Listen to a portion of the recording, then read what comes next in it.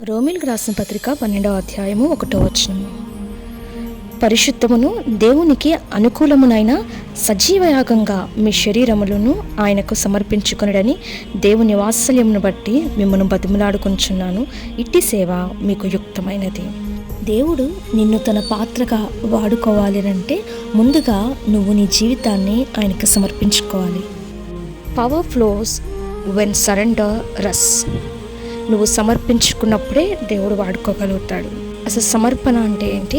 If God tell you to do something, ఏదైనా దేవుడు చేయమన్నప్పుడు అది ఎంత కష్టమైనా, అది ఎంత ఇబ్బంది అయినా, దానివల్ల నీకు ఎంత అవమానం వస్తున్నా, దానివల్ల నువ్వు ఎవరినైనా కోల్పోతున్నా, దానివల్ల నువ్వు ఎంత దుఃఖపడినా, ఎంత వేదన పడినా దేవుడు చేయమన్నాడు కాబట్టి నువ్వు చేస్తావు కదా, అదే నిజమైన సమర్పణ.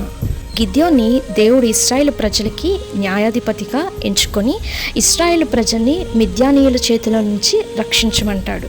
ఆయన ముందుగా పిలుచుకున్నాక అసలైన సమర్పణ విషయంలో గిద్యోనికి పరీక్ష వస్తుంది. అది ఏంటంటే తన పితరులు నుంచి ఆరాధించుకునే బయలు యొక్క బలిపీఠమును పడగొట్టి దాని పైగానున్న దేవతా స్తంభమును నరికివేయాలి అని దేవుడు చెప్తాడు. అయితే ఈ కార్యము చేయటం వలన తన కుటుంబ వారి కానీ తన తండ్రి కానీ అతన్ని ఎక్కడ తిరస్కరిస్తారేమో, లేదా నేను వీరికి వ్యతిరేకంగా చేయడం వలన నాకు విరోధంగా వీరు పోగుబడి నన్ను ఏమైనా చేస్తారేమో అని దేనికి భయపడకుండా గిద్యోను ఆ కార్యము చేసినట్లుగా మనకి స్పష్టంగా కనపడుతుంది. దేవుడు ఒకటి చేయమన్నప్పుడు అది చేయకుండా ఉండుటకు మనకి అనేక కారణాలు ఉన్నను వాటన్నిటిని పక్కన పెట్టి యేసయ్య కోసం నువ్వు ఎప్పుడైతే చేస్తావో అదే నిజమైన సమర్పణ.